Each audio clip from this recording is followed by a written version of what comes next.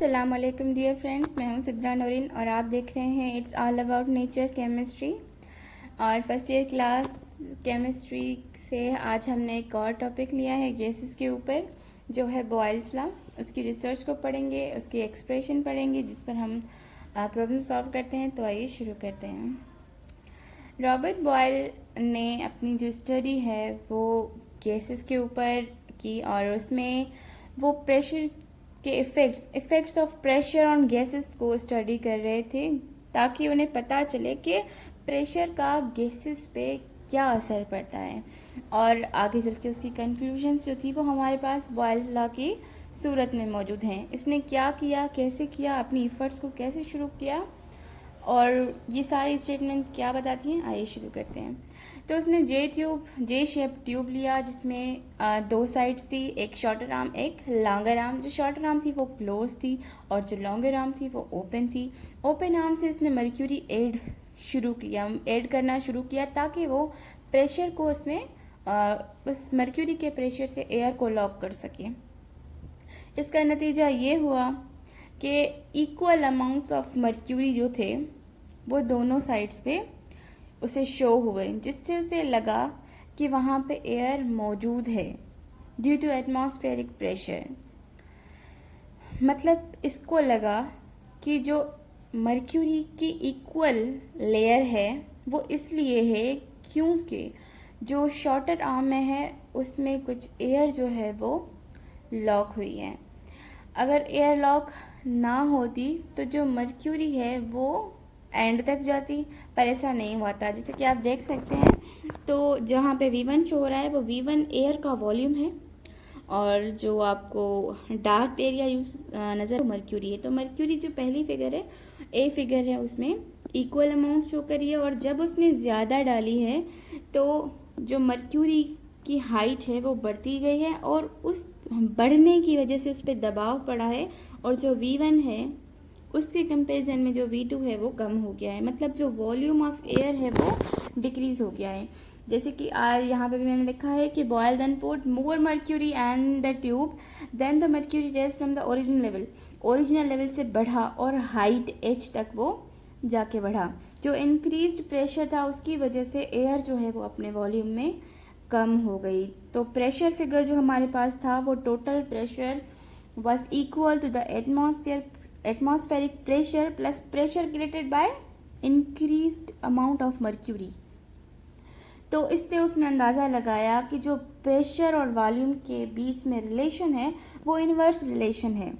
जब वो volume of air को इंक्रीज प्रेशर से कंपेयर कर रहा था तो हमारे पास ये स्टेटमेंट आ रही थी, the volume of mass of a gas is inversely proportional to pressure exerted at constant temperature.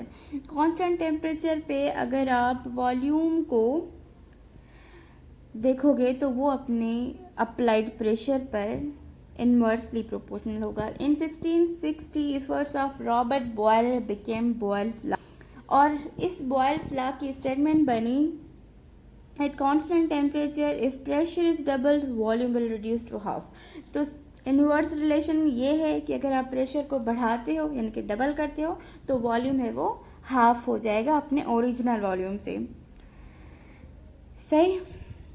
अब यहाँ पे काइनेटिक थ्योरी का रेफरेंस ले लेते हैं कि काइनेटिक थ्योरी कह रही है कि if volume of a gas is decreased eight constant temperature, अगर वॉल्यूम को कांस्टेंट टेम्परेचर पे कम किया जाए तो जो एवरेज वेलोसिटी है वो सेम रहती है, क्योंकि वेलोसिटी जो मॉलिक्यूल्स की वो हमेशा सेम रहेगी। पर क्या होगा कि वॉल्यूम जो है वो डिक्रीज हुआ है तो जो स्पेसेस हैं वो कम हो गए हैं। स्पेसेस कम होने की वजह से फ्रीक्वेंट कोलिजन्स हो गई और फ्रीक्वेंट कोलिजन्स की वजह से जो मॉलिक्यूल्स हैं वो एक दूसरे से ज़्यादा टकरा। जैसे कि ये पिक्चर है, P1 जो है वो इनिशियल प्रेशर है और P2 जो है वो फाइनल प्रेशर है। तो जो प्रेशर P1 में है उसमें मॉलिक्यूल्स जो है वो फ्रीली जो है मतलब ज़्यादा स्पेस में है, और जो ज़्यादा स्पेस होगा तो कोलिजन जो है फ्रीक्वेंटली नहीं होगी तो सही, कोलिजन ख़त्म नहीं होगी। लेकिन एज कम्पेयर टू P2 क्या है कि वॉल्यूम कम है और मॉलिक्यूल्स जो हैं वो क्लोज आ गए हैं एक दूसरे के, तो कोलिजन जो है वो ज़्यादा हो जाएगी। तो जो हमें इस वॉल्यूम की कर्व्स मिलेंगी बॉयल्स लॉ की वजह से, तो वो ये हैं कि अगर हम टोटल प्रेशर को वॉल्यूम के अगेंस्ट प्लॉट करते हैं तो हमारे पास पैराबोला कर्व आता है। और अगर हम वॉल्यूम को इन्वर्स ऑफ प्रेशर मतलब 1/p की सूरत में रखें तो हमारे पास स्ट्रेट लाइन आती है। और स्ट्रेट लाइन को हम ग्राफिकल शो करते हैं, जैसे कि यहाँ पे ऊपर वॉल्यूम है और नीचे भी है, लेकिन ऊपर वाली जो फिगर है उसमें हमें पैराबोला कर्व मिल रहा है क्योंकि हमने वॉल्यूम को टोटल प्रेशर से मतलब किया है। लेकिन जो दूसरी फिगर है उसमें हमने वॉल्यूम को 1/p पर प्लॉट किया है। तो जो पैराबोला है उसमें अगर वॉल्यूम बढ़ रहा है तो जो प्रेशर है टोटल प्रेशर वहाँ पे इफेक्ट होगा, और दूसरे में 1/p। तो मैथमेटिकल एक्सप्रेशन जो है वो इन्वर्सली प्रोपोर्शनल है। तो इन्वर्सली प्रोपोर्शनलिटी के साइन को रिमूव करेंगे तो k आ जाएगा। तो constant P V is equal to K, अगर फाइनल और इनिशियल हम स्टेजेस रखें तो P1 V1 is equal to K and P2 V2 is equal to K. अगर इन्हें हम के जो दोनों साइड में एक साइड अगर कॉमन होती है तो हम उन्हें एग्जैक्टली अपोजिट करते हैं, जैसे कि P1 V1 is equal to P2 V2। और ये है हमारी स्टेटमेंट ऑफ द लॉ।